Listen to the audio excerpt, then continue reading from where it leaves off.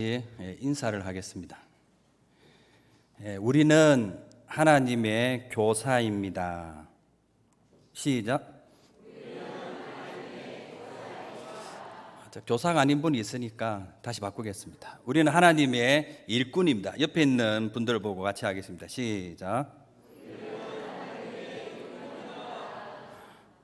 우리의 신분은 우리가 소속된 집단을 통해서 우리가 표현할 수 있습니다. 저는 외답교회 담임하고 있으니까 외답교회 목사입니다. 언제든지 그렇게 이야기하고, 또 노회에서는 교육부 부장을 맡고 있으니까 교육부를 담당하고 있는 목사입니다. 이렇게도 이야기합니다. 그런데 우리가 소속되어 있는 이 집단이 가치가 있으면요, 자랑스럽게 이야기하겠죠. 자, 우리가 하나님의 교사라면은 우리는 어디에 소속이 되어 있는 겁니까? 하나님. 조금 더 확장해서 이야기한다면은 하나님의 나라인 교회에 우리가 소속이 되어 있기 때문에 우리는 정말 자긍심 혹은 정말 그 어디에 내놓아도 뒤떨어지지 않는 최고의 소속 기관에서 일을 하고 있다, 이렇게 이야기할 수가 있습니다. 그래서 우리가 하나님의 교사로서 우리가 하는 일들이 있을 겁니다. 제가 목회를 하면서 주로 하는 일은 가르치는 일입니다. 무엇을 가르칩니까? 누구를 가르칩니까? 하나님이 어떠한 분인가를 세밀하게 가르치고, 그분이 추상적인 보이지 않는 하나님인데 정말 사람들의 생각 속에 있는 그런 존재가 아니라 정말 살아계신다라는 그런 메시지, 그리고 그분이 살아계시는데 어떤 능력을 가지고 있는가, 여기에 대해서 저는 이렇게 집중적으로 가르칩니다. 그래서 우리가 하나님의 일꾼, 하나님의 교사로서 우리가 기본적으로 가져야 할 것이 저는 두 가지인데요. 첫 번째, 정말 하나님이 살아계신가라는 확증입니다. 주일학교를 잘 다니고 중고등부를 지나서 대학을 진학하면요, 우리 아이들이 교회를 조금씩 떠나갑니다. 왜 떠나가는지 살펴보면요, 하나님이 믿어지지 않는 거예요. 어릴 적에는 부모에 의해서 여러 가지 환경에 의해서 믿음 생활을 하다 보니까 이제 점차 나이가 들고 공부를 하다 보니까 아닌 것 같다라고 이야기합니다. 그래서 우리가 하나님의 일을 할 때에 가장 기초가 되는 것은 첫째, 진실로 하나님이 살아계신가라는 질문을 하고 답을 얻어야 합니다. 그리고 두 번째, 내가 믿는 하나님이라면은 이분은 어떤 능력을 가지고 있는가? 정말 내 모든 일생, 모든 생명, 모든 가치, 모든 것을 내가 드려도 전혀 아깝지 않는 그런 분인가라는 것을 우리가 확인을 해야지만 이 일에 우리가 목숨 걸고 사명을 걸고 할 수 있게 되는 겁니다. 그래서 우리의 사명은요, 하나님의 존재, 하나님이 어떠한 분인가를 자라나는 다음 세대에 가르치는 것이 우리의 주된 사명입니다. 오늘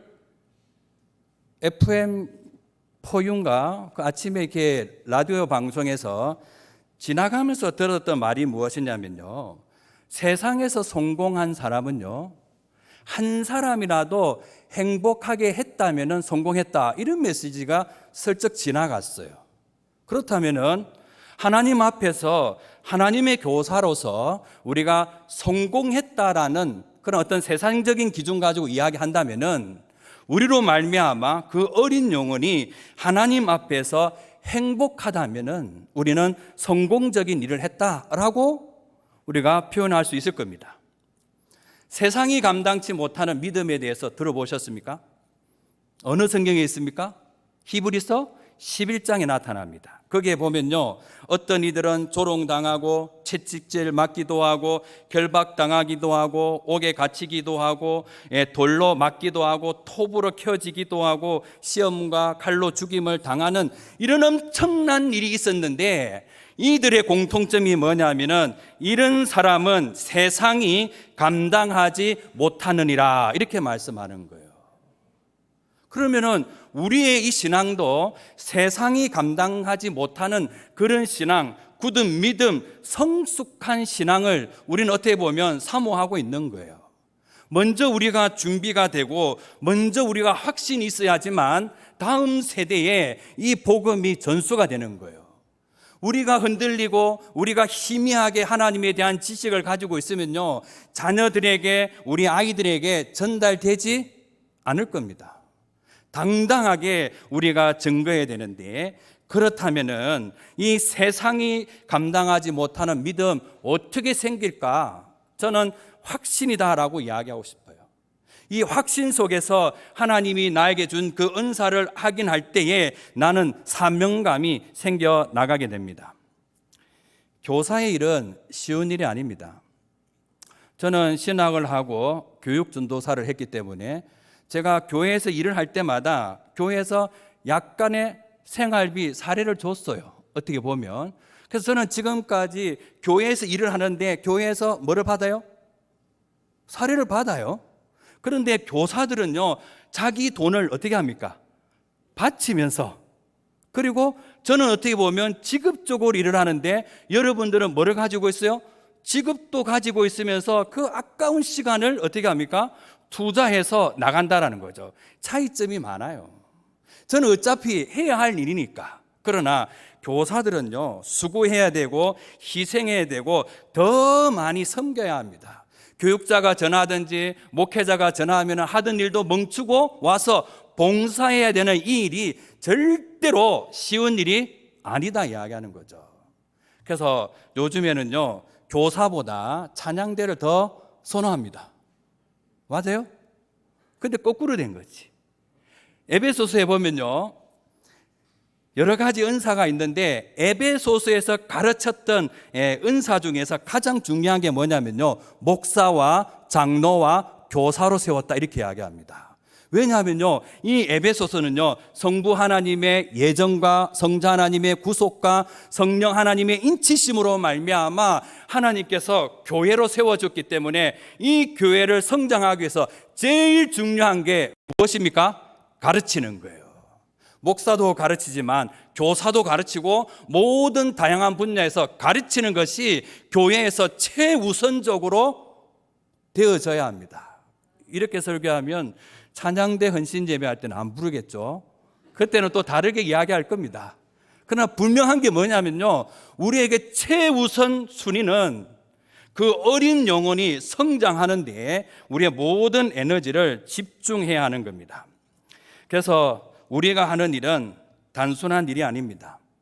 영혼을 다루고 생명을 다루는 일이기 때문에 저는 그것이 이 세상에서 가장 가치 있는 일이다. 저는 지금까지 이렇게 부목사나 담임할 때 이렇게 이력서에 뭐라고 썼느냐 하면은, 제가 어디에서 가르쳤는데 그 영혼이 변하는 것을 보고 나는 이제 목회해야 되겠다라는 그런 것을 쓴 적이 있어요. 왜냐하면 세상에서 가장 존귀하고 그 다음에 가장 가치 있기 때문입니다. 그래서 어떻게 보면 우리 아이들의 미래는요, 누구 손에 달려 있어요? 교사들 손에 달려 있어요. 어느 목사님이 그렇게 이야기했어요. 어떻게 이야기했냐면, 중고등부 시절 때에 어떤 선생님을 만났는데 그분이 나를 그렇게 예뻐해주고 그렇게 사랑해줘서 오늘 내가 되었다, 이런 고백을 하는 걸 들었어요. 그와 같이 우리들은 엄청난 일을 하고 있다라는 그런 자긍심이 있어야 되는 거죠. 다니엘의 세 친구 풀무불 앞에서 당당하게 이야기했던 그 내용들 다 알고 계시죠? 이 정도는 아셔야 돼요. 우리가 누구이니까? 교사니까. 풀무불 그 이야기. 사드락과 메삭과 아벳느고가 왕에게 대답해서 이야기합니다. 왕이여, 우리가 섬기는 하나님이 계시다면 이 풀무불에서 우리를 건져내겠고 능히 건져낼 수 있다. 그러나 우리 하나님이 나를 건져내지 않는다 할지라도 나는 절하지 않겠다라고 당당하게 이야기하는 거죠. 세상이 감당하지 못하는 믿음 어떻게 생기느냐? 하나님이 살아 계신다라는 확증, 확신에서 나오는 거예요. 우리는 지금까지 어떻게 보면 뜬구름 같은 추상적인 그런 신앙을 하는 거예요. 추상적인 그런 신앙을 하니까 내가 위기 가운데 있을 때에 내가 이것을 꺼내어서 쓸 수가 없는 거예요. 우리가 믿는 하나님은 절대 능력을 가지고 계시고 모든 만사와 만물을 주관하시는 하나님이십니다. 그것을 믿고 주신 이 약속이 변치 않는다는 사실을 저는 여호수아에 있는 이 말씀을 가지고 여러분들에게 증거하려고 합니다. 그래서 오늘 첫째 날이니까 1장, 2장, 3장, 4장 하고요. 내일은 5장, 6장, 7장, 8장을 하고 마지막 결론으로 24장을 할 겁니다. 그래서 언제 끝나느냐라고 묻지 마시고 언제 끝난다고요? 4장 해야 끝나는 거예요. 그래 되죠? 4장까지 할 겁니다. 시간이 30분이 될지 1시간이 될지 모르겠는데 집중해서 이렇게 들어주시면 고맙겠습니다. 우리가 여호수아에 있는 이 말씀을 살피지만은요, 성경은 한 권의 책이고 흐름이 있는 거예요. 갑자기 여호수아가 등장한 게 아니에요.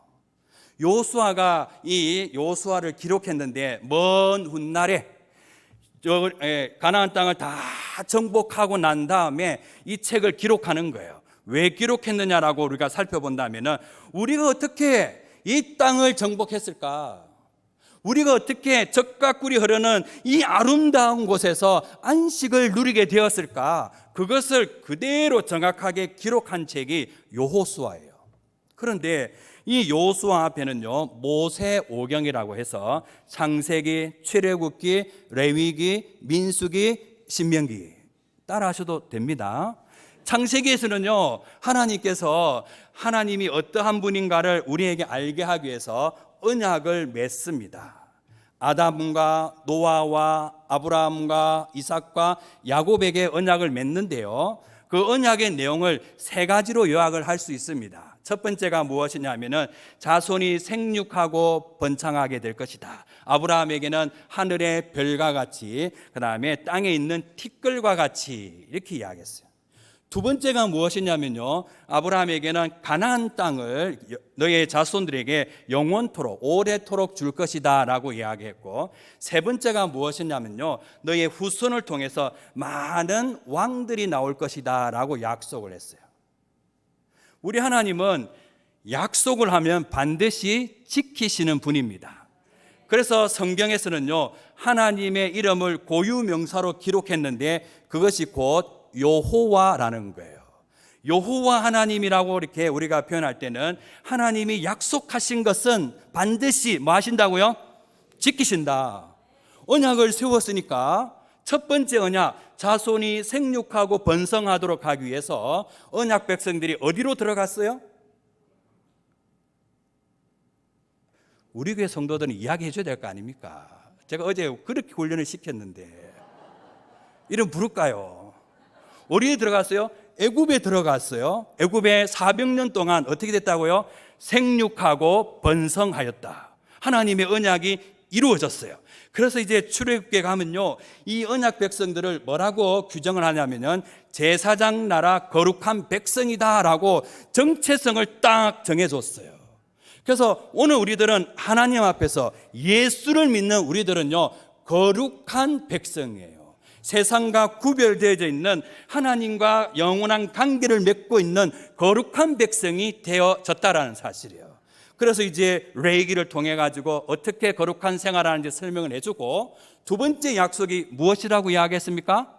가나안 땅이잖아요. 그래서 애굽에 있는 그들이 출애굽을 해서 이제 가나안 땅으로 가는 여정이 민수기에 기록이 되어져 있어요.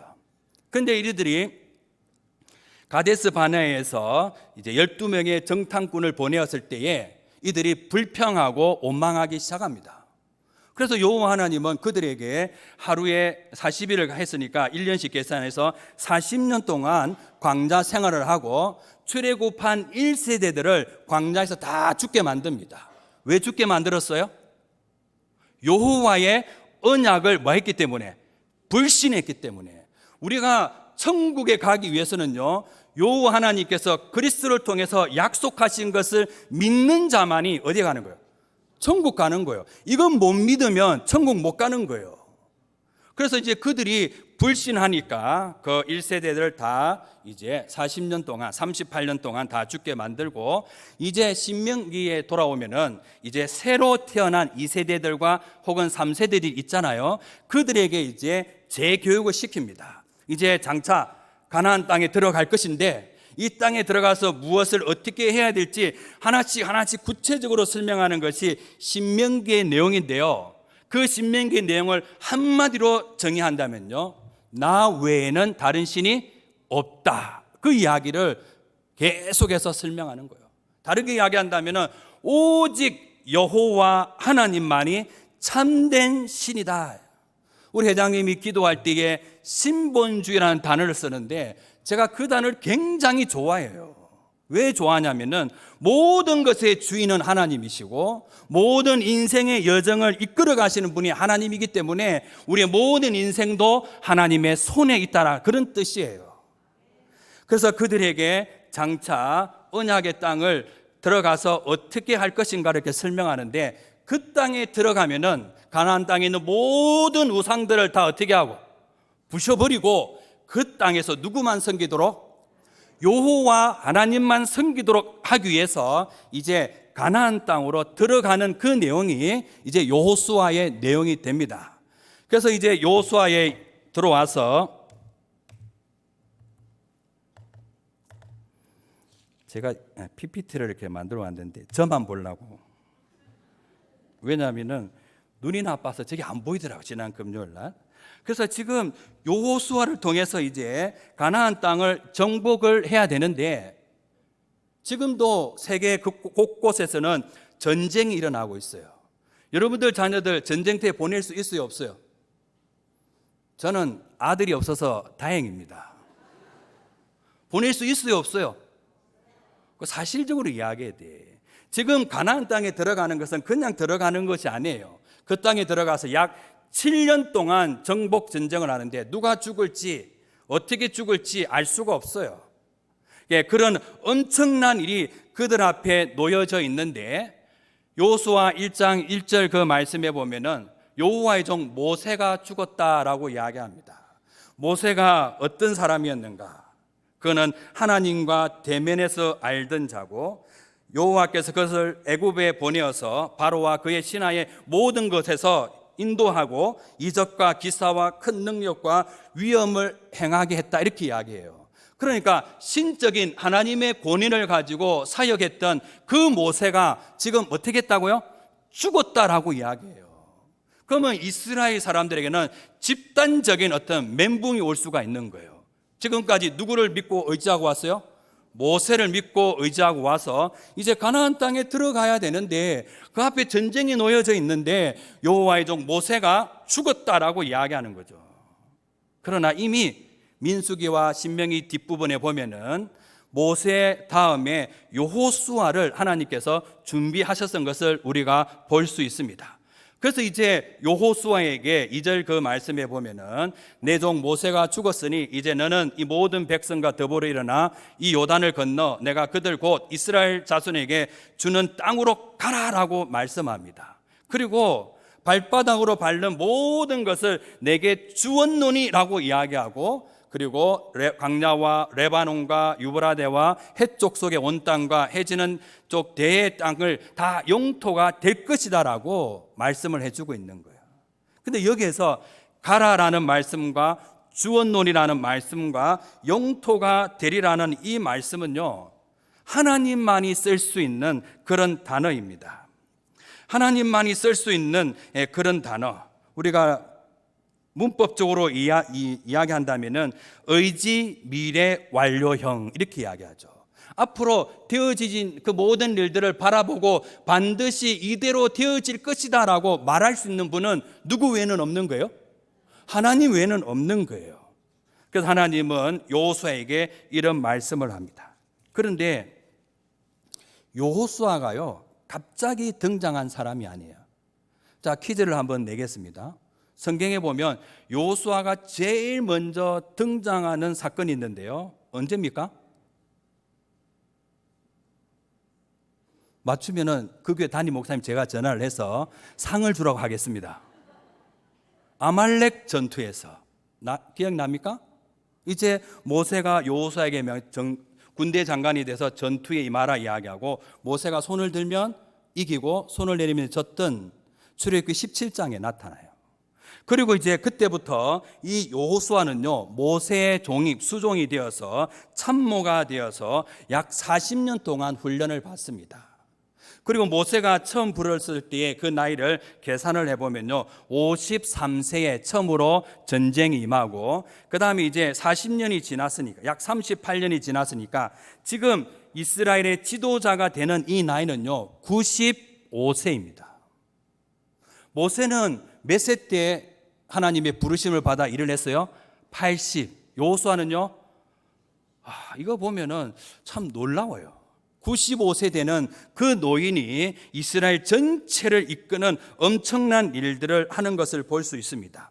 그래서 저는 이 관점에서 본다면요, 교사는, 하나님의 일꾼은요, 아무나 하는 것이 아니다. 감사합니다. 조금만 더 크게 해주십시오. 아니다 이야기하는 거예요. 누가 할 수 있는 거예요? 40년 동안 뭐 했어요? 하나님이 준비시켰잖아요. 그래서 교사라는 일은요, 하나님께서 준비하신 자, 하나님께서 준비시킨 그 자가 이 일을 할 수 있다라는 사실이에요. 그러면 질문해 봐야 되잖아요. 내가 과연 교사로서, 일꾼으로서 준비가 됐느냐 안 됐느냐. 자, 준비가 안 됐다, 손 들어 보십시오. 됐다 하면 안 될 것 같아가지고, 우리가 준비가 된 것을 어떻게 알 수 있느냐면요, 교사의 자질을 한번 살펴보면 돼요. 어린아이들이 보면은 사랑스러우면 돼요. 사랑스럽죠? 예. 그리고 또 하나가 뭐냐면요, 가르치는 능력이 있어야 돼요. 교사가 하는 일이 무엇입니까? 가르쳐요.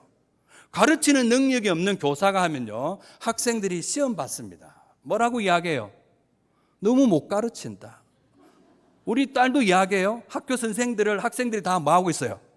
평가하고 있어요. 우리 교인들도 마찬가지예요. 목사가 가르치는 것을 다 어떻게 하고 있어요? 평가하고 있고, 오늘 또 어떻게 보면 여러분들이 저를 은혜 받는데 해야 되지. 그때는 평가하고 있다라는 사실이에요. 그런데 여기서 가르치는 일을 못하는 사람이 교사를 할 때는 한번 생각을 해보고 하나님께 기도해야 되겠죠. 뭐라고 기도하실 겁니까?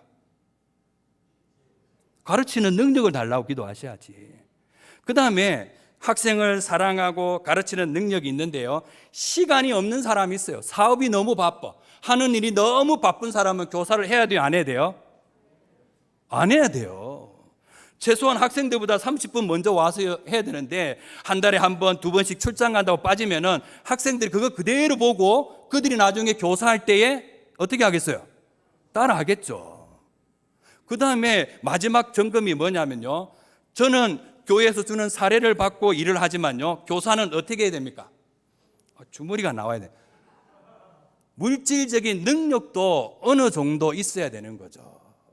내가 있든지 뭐 내 배우자가 있든지 하여튼 물질적인 능력도 어느 정도가 있어야 되는 거죠. 이렇게 이야기하면 목사님 너무 세속적입니다, 이렇게 이야기하실 거예요. 그렇지 않는 거죠. 일을 할 때는 첫째, 그 어린 영혼이 사랑스러워야 되고, 두 번째 뭐가 있어야 된다고요? 가르치는 능력이 있어야 되고, 세 번째가 무엇이냐면은 시간과 그 다음에 내가 어떤 물질적인 어떤 능력이 있을 때에 일을 해야지만 효과적으로 나타나는 거죠. 우리가 하는 일은요, 어린 영혼의 생명을 가르치고 생명을 위한 일을 우리가 하기 때문입니다. 그래서 여기서 이제 여호와 하나님이 여호수아에게 그 땅으로 가라라고 이야기했을 때 그냥 가라고 한 게 아니에요.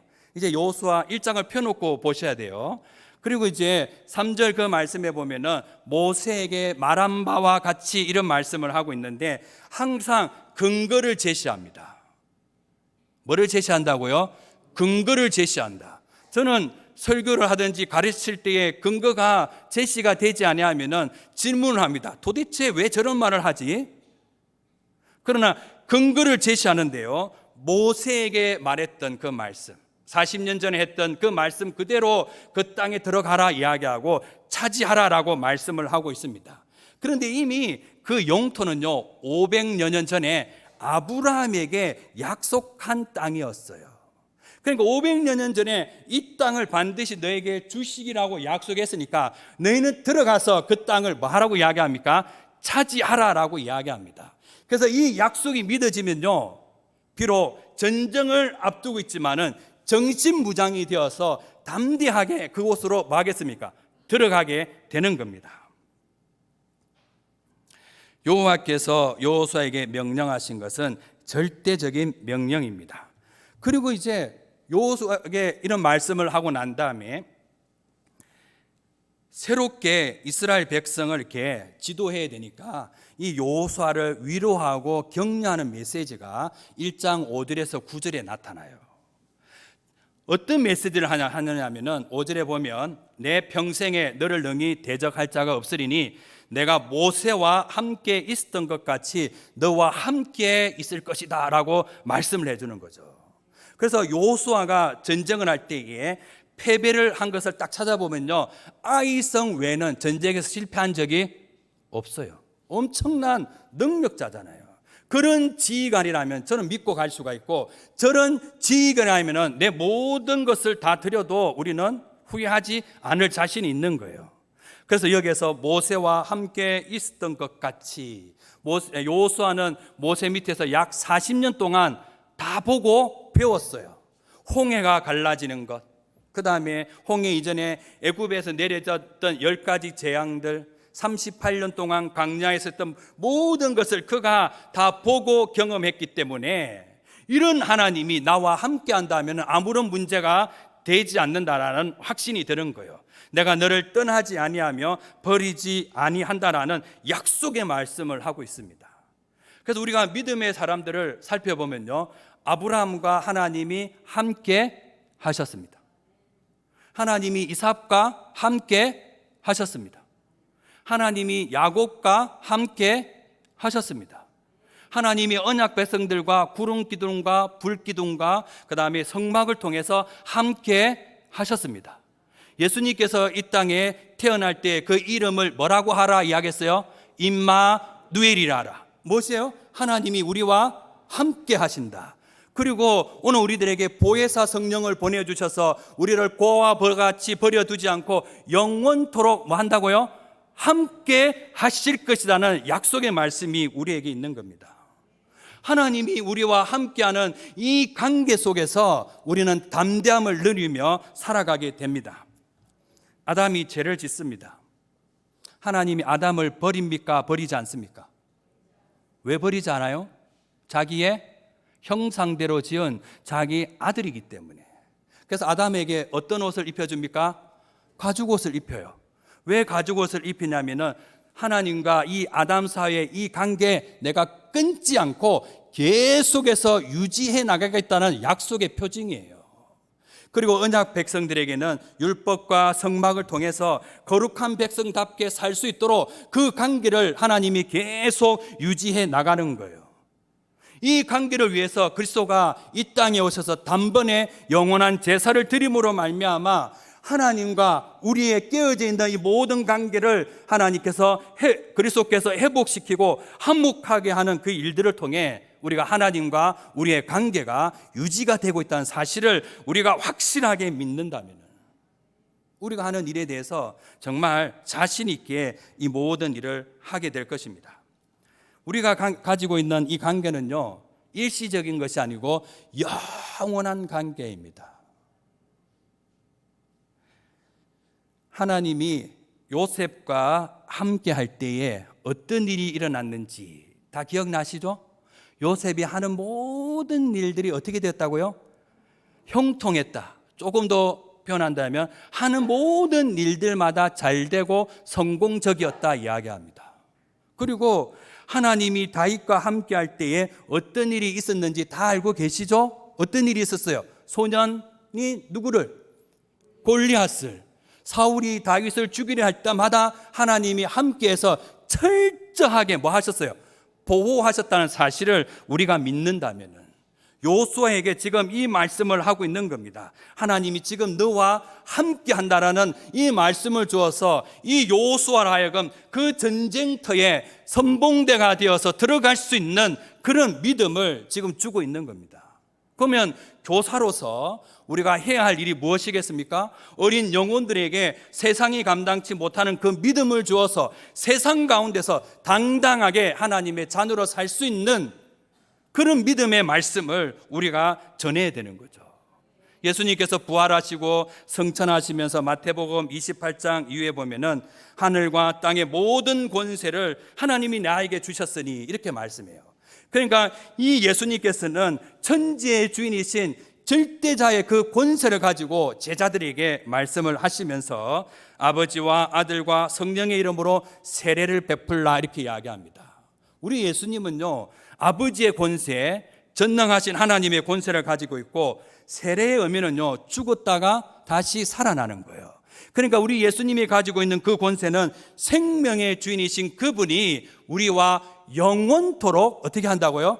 함께 하신다라는 약속의 말씀이 있습니다.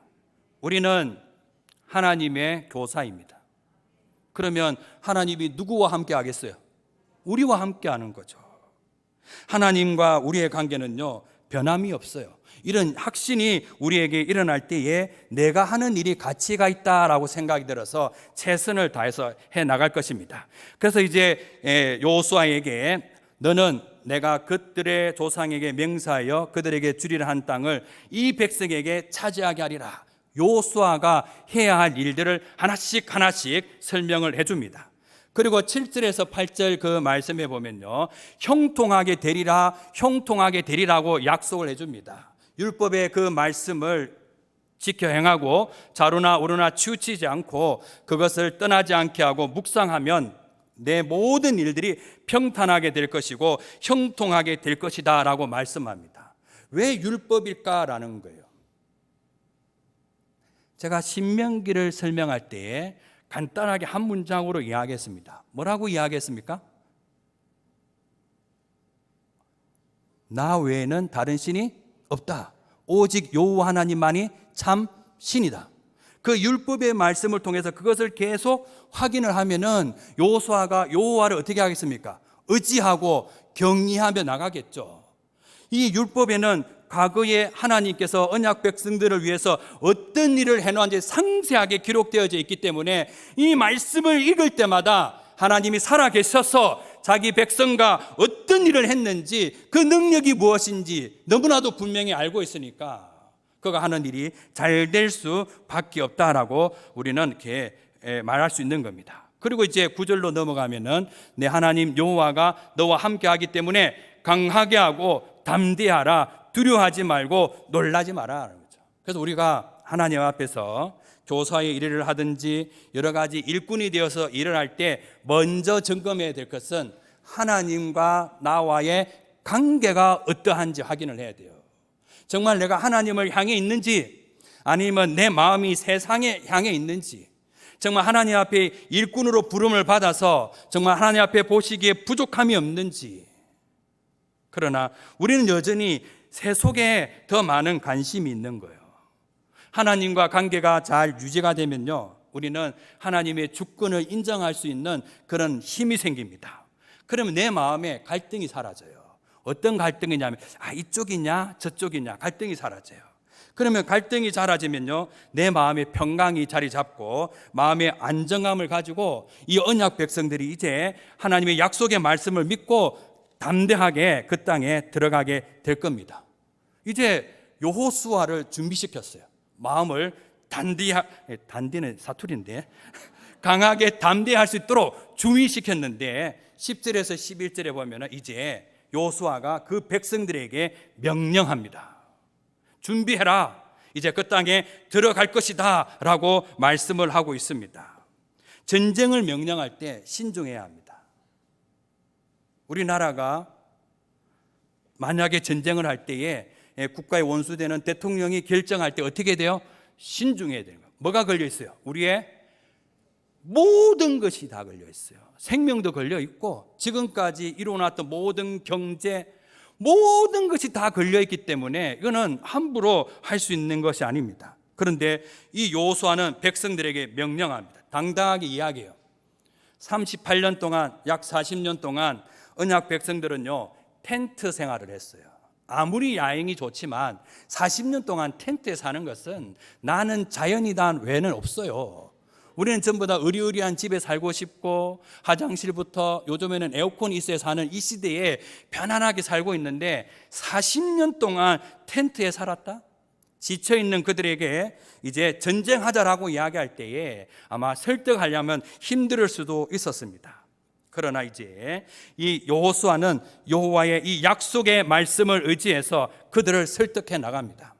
그래서 우리가 교사로서 학생들에게 말씀을 전가할 때는요, 저는 반드시 이것을 하라라고 당부하고 싶습니다. 어떤 말씀을 하기 전 무조건 믿어, 신학교에서 공부할 때 무조건 믿어, 이렇게 이야기합니다. 저는 그것이 아니라 믿을 수 있는 근거를 제시하라 이야기하는 거죠. 여호수아가 명령할 때 무조건 들어가 이렇게 하는 것이 아니었어요. 여호와께서 이 땅을 너희에게 주신다고 약속했지 않느냐, 그 약속이 그대로 이루어지는 것을 너희들은 눈으로 목도하였지 않느냐, 이제 들어가라 라고 이야기합니다. 그러면요, 들어갈 수 있는 담력이 생기게 되는 겁니다. 그리고 이제 들어가라 이야기해 놓고 이제 12절에서 15절로 넘어가면요, 두 지파 반에게 이런 말씀을 합니다. 내가 예전에 모세가 너에게 명령했던 그 말을 기억하라 이야기합니다. 수년 전에 이들이 이제 동편 땅을 다 정복하고 동편 땅이 이제 목축하기가 좋았어요. 그래서 루벤 지파와 갓 지파와 므낫세 반 지파 사람들이 나와서 이 땅에서 우리가 목축하고 살 수 있도록 허락해 달라라고 이야기합니다. 요단 동편은 약속의 땅이 아니에요. 어디입니까? 요단 서쪽에 있는 가나안 땅이 약속의 땅이에요.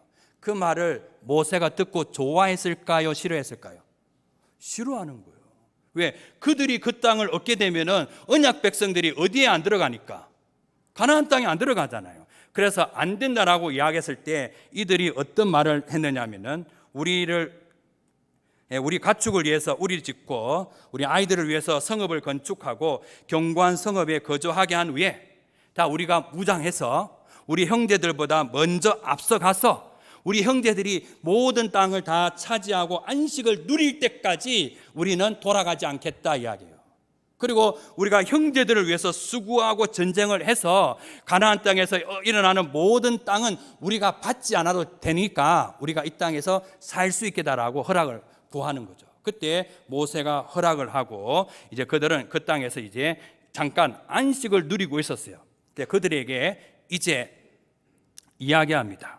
그 땅을 차지할 수 있도록 너희들이 무장하고 앞서 건너가서 그들을 도우라라고 이야기합니다. 제가 이 말씀을 묵상하면서 이 부분을 어떻게 표현할까라는 거죠. 저는 교사의 역할은 책임지고 돕는 것이다 라고 이야기하고 싶어요. 두 지파 반, 그리고 4장으로 넘어가면요, 이 두 지파 반이 먼저 선두에 갑니다. 저는 이런 말을 한 번씩 합니다. 특별한 일이 있어서 우리가 뭐 이거 할 때가 있잖아요. 그래서 저는 주변 사람들에게 절대 뭐가 되지 말라고요? 주동자는 되지 마라 이야기합니다. 그런데 우리가 눈치 보잖아요. 그래서 앞에 있지도 말고 뒤에 있지도 말고 중간에 있지도 말고 이야기합니다. 어디서 본 드라마 내용 안 같습니까? 제가 어릴 때 동인가 아마 거기서 이야기하는 것 같은데 옆에 있다가 행인처럼 싹 빠지라 뭐 이런 말이 있었어요. 여기에서 선봉으로 나간다는 것은 자기의 모든 것을 걸고 나가는데 이 두 지파 반이 그 역할을 그대로 감당하는 거예요. 그래서 교사는 반드시 책임이 있는 거예요. 그 책임이 무엇이냐면 그 어린 영혼들이 성장할 수 있도록 돕는 것이 바로 교사의 역할이다라고 이야기할 수 있습니다. 그래서 우리도 이미 하나님께서 주신 그 언약의 그 땅을 우리가 누리고 살아가지만은 아직까지 안식을 누리지 못하는 그들을 위해서 내 모든 것을 희생하겠다라는 그런 어떤 정신무장이 되어 있어야 된다는 거죠. 그래서 교사 부흥회를 통해서 우리가 가져야 할 정신무장이 무엇이냐면은 나는 누구를 돕겠다고요? 처음부터 다시 할까요? 나는 누구를 돕겠다고요? 아이들을 돕겠다는 거지. 내가 아이들을 돕는데 어떻게 돕느냐 하면 책임지고 돕겠다, 이런 마음이 있어야 되는 거지. 이런 말하면 부끄럽겠네, 저도. 그리고 그 말을 했었을 때에 이 두 지파 반이 여호수아에게 뭐라고 이야기하냐면요, 16절에 보면 우리가 다 행할 것이고 우리가 가리다, 17절에 보면 우리가 다 순종할 것이다 라고 이야기해 줍니다. 여호수아가 이 말을 들었을 때 얼마나 기뻤을까. 이제 첫 지휘관이 되어서 백성들을 이끌고 가나안 땅에 들어가야 되는데, 그 모든 이스라엘 민족들이 여호수아와 같은 마음을 가지고 그 땅에 들어간다면은 어떤 일이 일어나도 두렵지 않다라는 거죠. 그래서 일할 맛이 날 거예요. 저는 학생들을 가르칠 때 제일 어려운 것이 무엇이었냐면요, 그 어린 영혼들의 마음을 얻는 것이었어요.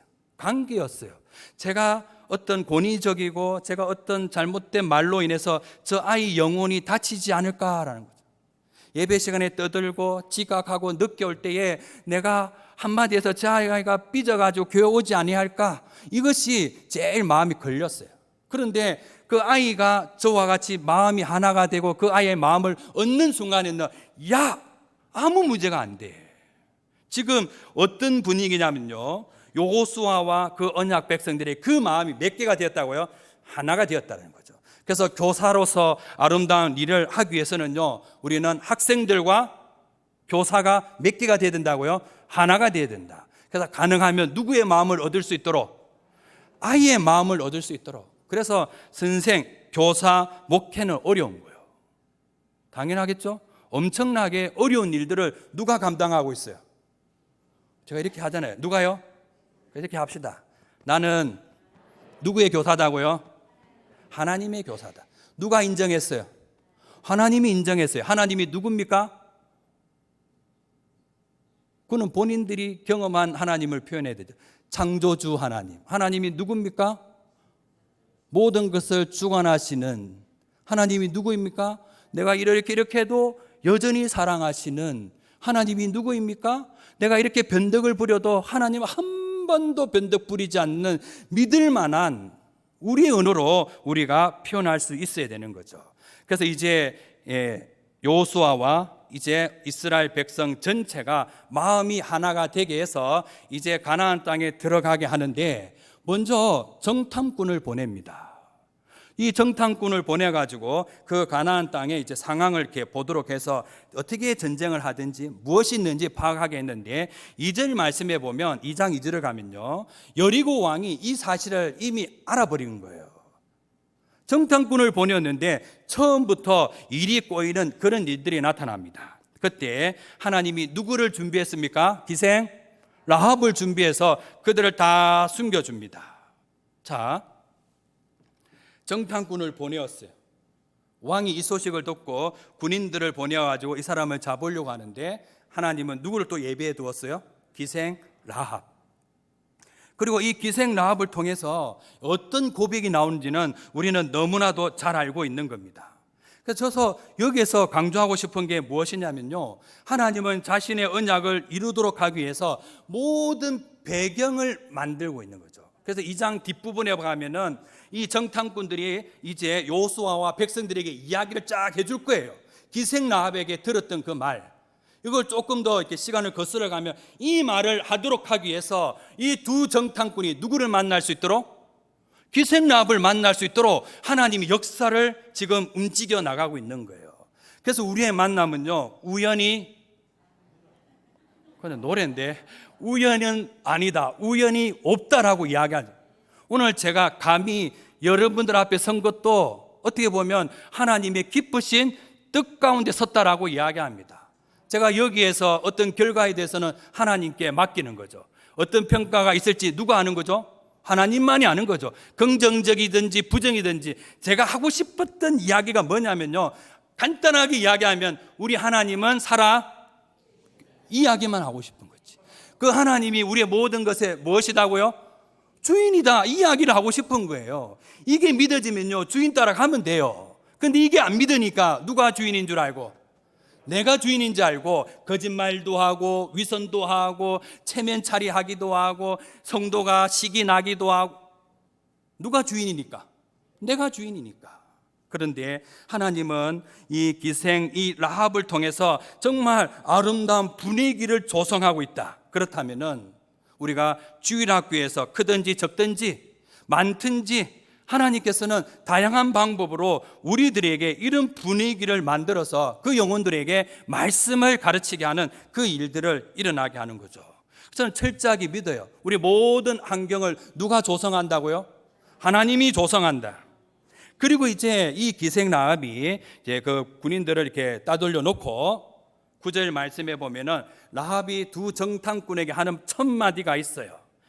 여호와께서 이 땅을 너희에게 주신 줄을 내가 아노라. 이방 여인 기생 라합을 통해서 이 언약 백성들이 지금 두 정탐꾼이 이 말을 듣게 되는 거죠. 그 마음이 어떨까요? 뭐가 생기겠어요?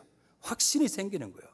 지금은 아직 요단강 동편에서 요단강을 지나가지 않았어요. 요단 서편에 들어오지 않았지만은 이 요단강을 건너가서 우리가 전쟁을 해도 우리가 반드시 승리하겠구나라는 그런 생각이 들겠어요, 안 들겠어요? 그러면 지금 1장부터 4장까지 하나님께서 하고자 하는 일이 무엇이냐면요, 너희들이 반드시 들어가면은 땅을 정복하게 될 것이다라는 확신을 주기 위해서 이 말씀을 하고 있는 거예요. 그래서 너희들 때문에 우리가 심히 두려워하고 간담이 녹았다 이야기하고 11절에 보면 마음이 녹았고 사람이 정신을 잃었다라고 이야기합니다. 저는 이런 존재가 있으면요 100번 나가서 100번 더 싸워서 이길 자신이 있어요. 그런데 상대가 정신부장이 되어 있고 상대가 정말 단단하게 지키고 있으면 저는 생각을 하겠죠. 어떤 생각을 할까요? 붙을까 말까. 내 힘으로 안 되면은 누구를 불러야 돼요? 내 옆에 내보다 힘든 사람을 부르든지 이렇게 해서 뭔가를 하겠죠. 그런데 이미 하나님은 그들에게 엄청난 일들을 이제 일어나게 하는 것을 볼 수 있습니다. 그런데 기생 라합이 왜 이렇게 고백하게 됐느냐 하면은 10절 말씀에 보면 이는 너희가 애굽에서 나올 때에 여호와께서 너희 앞에서 홍해 물을 마르게 하신 일 40년 전에 그 있었던 그 일 때문에, 그리고 요단 동편 저쪽에서 아모리 사람의 두 왕과 시온과 옥에게 행한 그 일을 내가 들었기 때문에 이렇게 한다라고 이야기하는 거예요. 그러면서 여호와는 위로는 하늘에서도 아래는 땅에서도 하나님이시다. 이 말은 여호와만이 참된 하나님이시다라는 거죠. 오늘 우리가 해석에 따라서 우리의 생명이 좌우한다 이렇게 이야기하고 싶어요.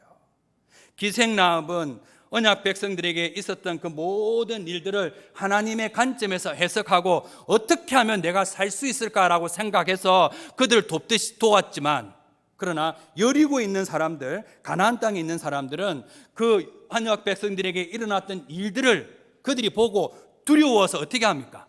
힘을 모아서 대항하려고 했다는 거예요. 그러나 기생 라합 외에는 다 전멸되는 것을 우리가 성경을 통해서 너무나도 분명히 확인할 수 있는 거예요. 그래서 오늘 우리들에게 중요한 게 무엇이냐면요, 학생들에게 가르칠 때는요 철저하게 하나님 관점에서 가르쳐야 돼요. 세상에서 성공하는 원리들은요 학교 가면 다 가르쳐줘요. 그렇죠? 교회 와서까지 세상에서 성공하는 거 이야기해봤자 전도서 말씀 가지고 이야기한다면은 해 아래 새 것이 없다. 모든 것이 헛되고 헛되다. 오늘 여기서 은혜 받고 이제 내일 세상에 나가면 똑같은 일을 또 할 거예요. 그래서 1년 뒤에 또 여러분들 여기 와야 돼요. 왜 와야 됩니까? 안 오실 겁니까? 은혜 받아 또 와야 되는 거예요. 그래서 어떻게 보면 우리가 하는 일들은 다 돌고 도는 헛된 것처럼 보이는데, 교회에서는요 오늘 우리가 이 세상의 진짜 주인, 이 세상의 역사의 주인이 누구인지 정확하게 우리가 가르칠 필요가 있는 겁니다. 우연은 없습니다. 그래서 하나님은 교사와 학생으로서 우리들을 이렇게 만나게 하셨다라는 사실을 우리가 기억하는 거죠. 요셉이 총리가 될 때에 하나님은 많은 환경들을 준비하셨습니다. 라헬의 아들로 태어나게 하고 11번째 아들이 되게 했고, 그 다음에 이제 아버지가 자기를 편애하게 만들었고 꿈도 꾸게 만들었고 형들의 시기를 받게 하기도 했고, 그 다음에 이제 형들이 이 요셉을 죽이려고 할 때에 루벤이 나타나서 죽이지 말라 했고, 미디안 상인이 지나갈 때에 이 유다가 일어나서 저는 팔아버리자라고 이야기했고, 마침 미디안 상인에 의해서 누구 집에 팔립니까? 보디발 집에 팔렸고, 한 10년 동안 정말 잘하고 있는데 주인의 아내의 유혹을 받아서 거짓 누명을 쓰고 어디에 들어갑니까? 감옥에 들어가서 두 사람을 만나게 됐죠. 떡 맡은 자와 술 맡은 간원자. 꿈을 해석해 줬는데 술 맡은 간원장이 2년 동안 그 사실을 다 잊어버리고 있다가 2년 뒤에 이야기해 주잖아요. 그러니까 요셉에게 일어났던 모든 일들을 보더라도, 그리고 다윗이 왕이 되어서 일어나는 모든 일들을 보더라도, 사도 바울이 복음을 전할 때 일어났던 모든 일들을 보더라도, 오늘 우리가 지금까지 살아왔던 모든 일들을 보더라도 누가 주관하신 거예요? 하나님이 주관하셨고, 그분께서 나를 뭐로 세워주셨다고요? 교사로 세워줬다 하셔야지. 뭐로 세워주셨다고요? 교사로, 일꾼으로 세워주셨다라고 이야기합니다. 그리고 이제 이 말의 기초에서 이제 라합이 여호와로 내게 맹세하고 내게 증표내라 라고 이야기해요. 죽음에서 건져내라 라고 이야기하니까 이제 이 두 정탐꾼이 누설하지 아니하면 이제 내가 살려주겠다 하면서 서로 상호 협약을 하게 됩니다. 그리고 이제 이 두 정탐꾼이 돌아와서 이제 여호수아와 그 언약 백성들에게 보고를 합니다. 2장 23절과 24절에 보면 그 두 사람이 돌이켜 산에서 내려와 강을 건너 눈의 아들 여호수아에게 나아가서 그들이 겪은 모든 일을 고하고, 또 여호수아에게 이르되 진실로 여호와께서 그 온 땅을 우리 손에 주셨으므로 그 땅의 모든 주민이 우리 앞에서 간담이 녹더이다 하더라. 처음에는 하나가 되게 했어요, 마음이. 이제는 기생 라합을 통해서 어떤 소식을 듣게 했어요. 어떤 소식이었어요? 그들의 상태를 듣게 했죠. 그러니까 이들은 지금 요단강을 건너갈 수 있는 뭐가 생길까요? 자신감이 생기는 거예요. 전쟁이 기다리고 있지만 그들은 생명을 위협하는 엄청난 그런 장애물이 있을지라도 들어갈 수 있는 자신감이 그들에게 생기게 되는 겁니다. 그래서 저는 이 말씀을 준비하면서 이런 복음성가가 생각이 났어요. 주께서 내 길 예비하시네. 속으로 한번 불러보십시오. 주께서 내 길 예비하시네. 하나님께서는 우리 모든 걸음 지금 우리가 가는 이 길이 보이진 않아요. 분명하진 않아요. 희미해요. 하나님께서 우리 경소노예 주일학교를 통해서 어떤 일을 할지 아무도 예측은 할 수는 없어요. 그러나 우리는 하나님의 약속을 믿고 믿음 가운데서 뭐 할 뿐이에요? 걸어갈 뿐이에요. 우리 노예 안에서 정말 위대한 인물이 날지 안 날지는 저도 알 수는 없지만, 단지 우리에게 주어진 그 일을 가지고 보이진 않지만 두려워하지 않고 우리는 우리의 길을 갈 뿐이다 이야기하는 거죠. 하나님이 우리와 함께 하신다.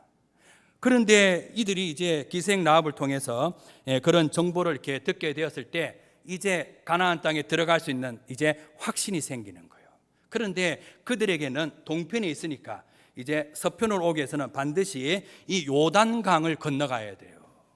근데 요단강도 뭐 오늘날 같이 공병대가 있어서 다리를 놓고 뭐 이래 건너가면 돼. 배가 있고 뭐 이렇게 건너가면 되잖아요. 근데 성경 본문에 보면요, 홍수로 범람하는, 물이 무서운지 아시죠?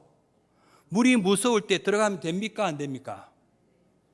제가 청년 시절에 지리산에 갔는데 그 전날 밤에 장마가 왔어요. 그래서 수영 잘하는 형님들이 그 물살을 타고 이렇게 아주 재밌게 놀았어요. 저는 수영을 못해서 근처도 안 갔어요. 그런데 어중간하게 수영하는 내보다 한 살 많은 형이 그 미끄럼틀 타고 가듯이 타고 가다가 죽을 뻔했어요. 그러면 두 번 다시는 물에 들어가지 않는다 이야기하는 거죠. 물은 무서운 거예요.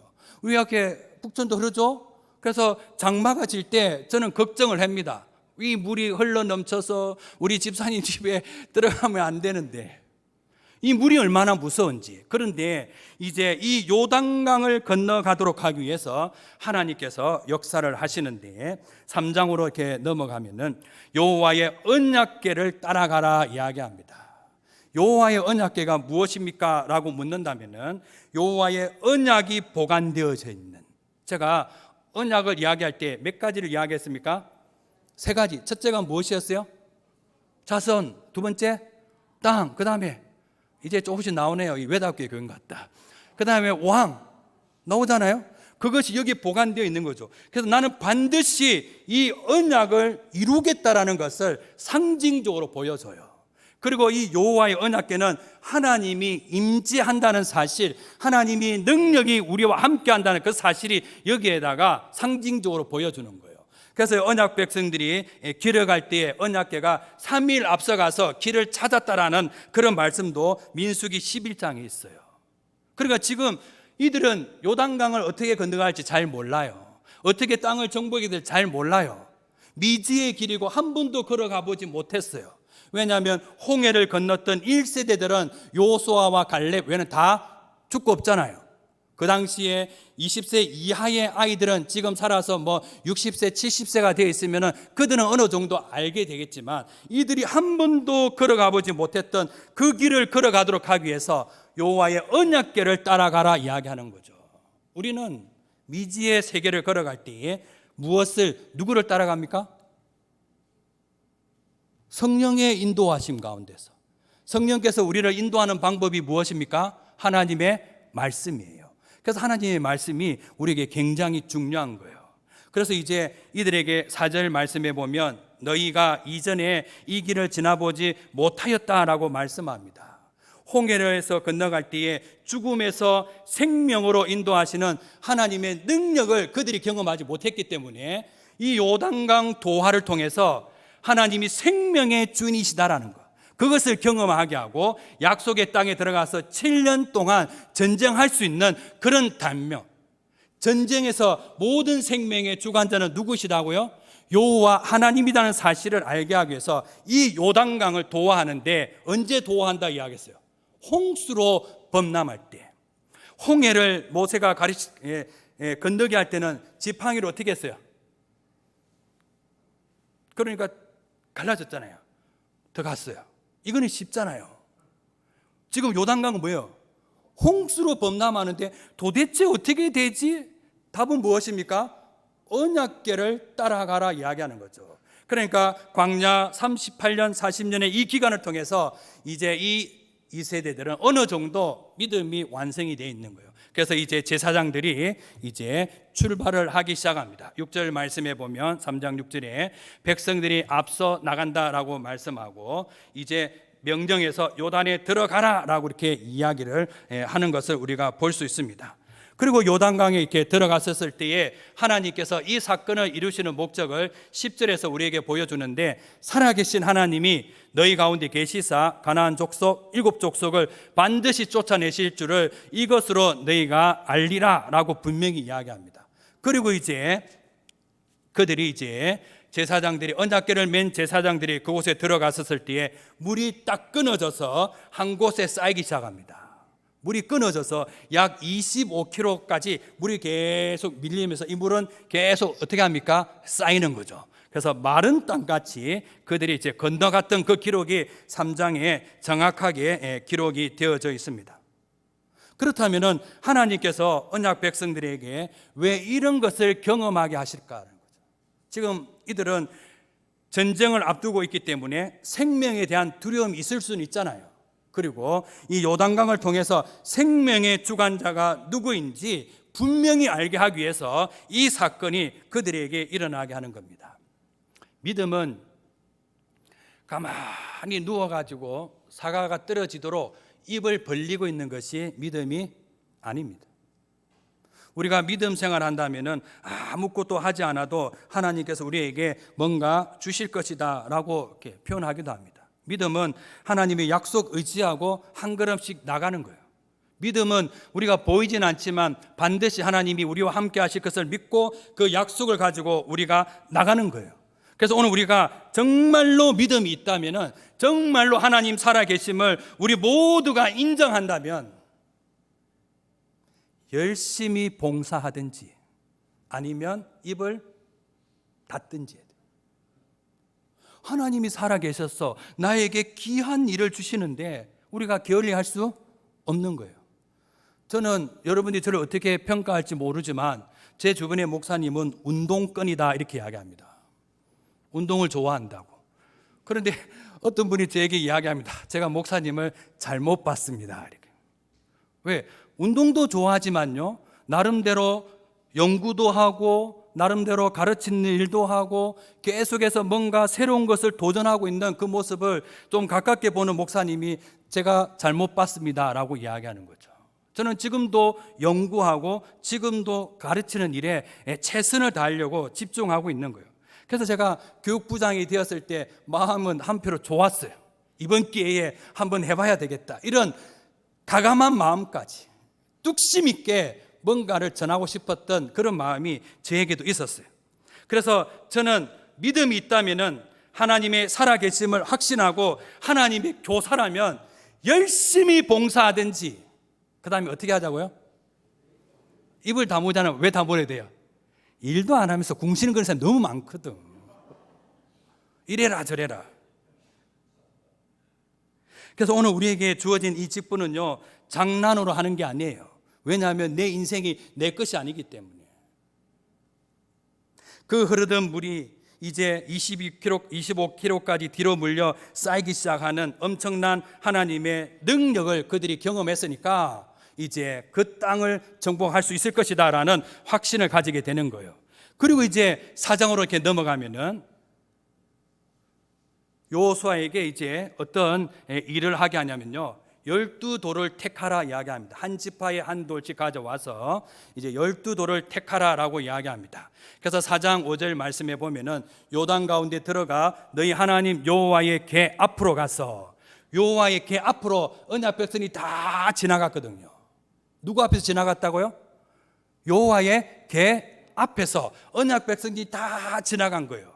그렇다면 이것을 한번 상상을 해봐요. 홍수로 범람하고 물이 언제 흘러 넘칠 줄 모르는데 지금 여호와의 궤가 딱 버티고 있으니까 이들이 생명 가운데서 만 거요, 건너갔다 이야기하는 거죠. 그럼 우리가 살아갈 때에 여호와를 경외한다는 말은 여호와 하나님 앞에서 내가 삽니다라는 거예요. 물론 경외한다는 말이 두려워한다는 말도 있지만은 여호와 면전에서 내가 신앙생활 합니다라는 것이 거기에 담겨져 있는 거예요. 그래서 우리가 하는 이 일들이 엄청난 일이라는 사실을 다시 한번 우리가 기억을 해야 합니다. 그래서 너희 하나님 여호와 궤 앞에 앞으로 가서 이제 그 돌을 가져와서 6절 말씀에 보면은 표징이 되게 하고 후일에 너희 자손들이 물어 이르되 이 돌들은 무슨 뜻이냐 하거든 그들에게 이르기를 요단물이 여호와의 언약궤 앞에서 끊어졌다는 이 사실을 영원히 기념이 되게 하라라고 이야기합니다. 그러니까 교육을 위해서 훗날에 그 자손들에게 가르치도록 하기 위해서. 40년 전에 홍해가 멈추고 언약 백성들이 마른 땅과 같이 건너갔었을 때에 이것을 경험한 세대들은 경험하지 못했던 세대들에게 이야기를 했을까요? 안 했을까요? 그러면 그 말을 들었던 세대들이 아버지와 엄마한테 뭐라고 이야기했을까요?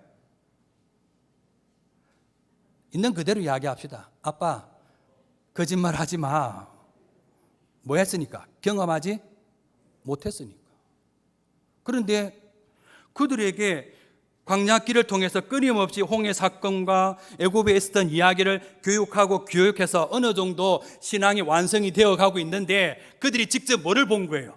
여호와의 궤 앞에서 하나님의 임재 앞에서 요단이 갈라지는 것을 그들이 보았다면은, 경험했다면은 지금까지 40년 동안 들었던 모든 말씀은 참이다 거짓이다 이런 결론이 나오는 거예요. 엄청난 하나님께서 그 일을 하기 위해서 지금 이들에게 이런 메시지를 주고 있는 겁니다. 그래서 이들에게 후일에 그 자손들에게 교육할 수 있도록 이것이 역사적인 사실이라는 사실을 알게 하기 위해서 지금 이 일을 하고 있습니다. 그리고 이제 요단을 건너갈 때에 4장 10절 이하에 보면요, 이 두 지파 반 13절에 보면 무장한 4만 명 가량이 요 앞에서 건너가 싸우려고 여리고 평지에 이르렀다 이렇게 말씀합니다. 그래서 앞서도 강조했지만은 주어진 책임을 위해서 최선을 다하고 있는 그 모습을 우리가 다시 한번 알 수 있어요. 그래서 여호수아 22장 3절 넘어가면요, 그 책임을 지켰고 안식을 주셨으니까 이제 돌아가라라고 이야기하는 거예요. 그리고 이제 언약 백성들이 다 건너갈 때까지 이제 언약궤를 맨 이 제사장들이 이 요단강 중간에 있잖아요.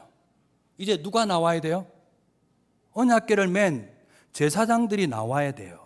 그래서 그것을 이렇게 백성을 보게 하는데, 여러분들이 언약궤를 메고 이제 요단강에 있는 제사장이라 생각한다면은 그 시간이 얼마 정도 지나가면 마음이 두려워지겠어요? 편히 좀 그래요. 홍수로 범람하고 있는데 물이 끊어져 있는데 이제 그들이 이 중간에 서서 뭔가를 해야 되는데, 그래서 내가 계속해서 이 믿음을 가지고 버티고 있는데 마음이 불안할 거예요? 불안하지 않을까요?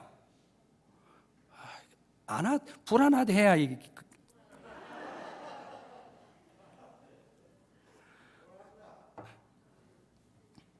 제가 오늘 설교하고 끝날 것 같아요. 이 목 상태가. 다시 정리를 하겠습니다.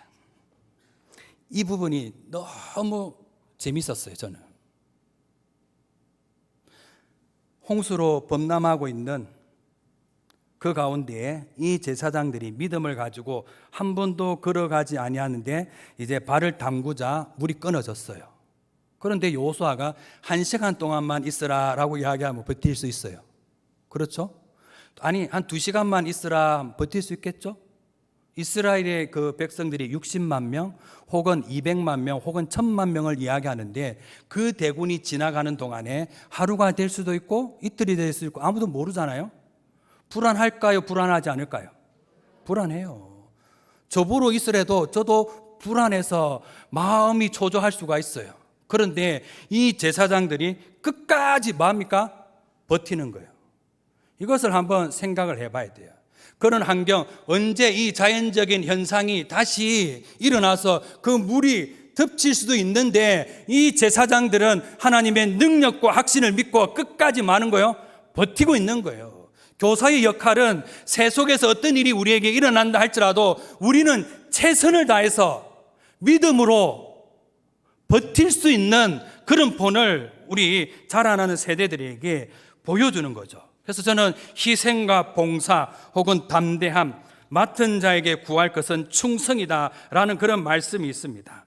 그리고 이제 마지막 부분에 가면 기념비를 세우라라고 이야기합니다. 기념비를 세우게 하는 이유는 홍해를 말리시고 우리를 건너게 하심과 같이 여호와 하나님께서 이 모든 일을 하셨기 때문에 우리가 항상 여호와만 경외하게 하기 위함이다라는 거죠. 이제 말씀을 정리하겠습니다. 하나님께서 살아계신 증거가 무엇이냐라는 거죠. 여호수아를 준비한 거 보니까 누가 살아계신 거예요? 하나님 살아계시고, 언약 백성들의 마음을 혼연일체가 되게 해서 이것을 준비하시는 거 보니까 누가 살아계신 거예요? 하나님 살아계신 거예요. 기생 라합의 그 고백을 보니까 누가 살아계신 거예요? 하나님이 살아계신 거예요. 요단강 도하는 사건을 보니까 누가 살아계신 거예요? 하나님이 살아계신 거예요. 그 다음에 홍해 사건과 연결해서 기념비를 딱 세우게 하니까 이들 마음에 하나님 살아계심의 확증이 되니까 이제 당당하게 여리고에 들어가서 전쟁할 수 있는 마음의 준비가 된 거예요. 이런 것에 기초해서 이제 그들은 가나안 땅을 정복하게 될 것입니다. 오늘 주신 이 말씀을 통해서 하나님 살아계십니다. 하나님 능력 우리가 확인을 했어요. 하나님의 언약은 신실하시고 모든 역사의 주인이 누구인지, 그리고 절대적인 능력이 무엇인지 우리에게 알게 했어요. 그래서 오늘 우리들의 마지막 고백이 무엇이냐면은 하나님만이 참 신이십니다. 하나님만이 참 신이기 때문에 범사에 하나님만 의지하고 하나님만을 가까이 할 수 있는 그런 놀라운 모습이 우리 모든 주일학교 교사와 하나님의 일꾼 위에 일어나기를 주님의 이름으로 축원합니다. 기도하겠습니다.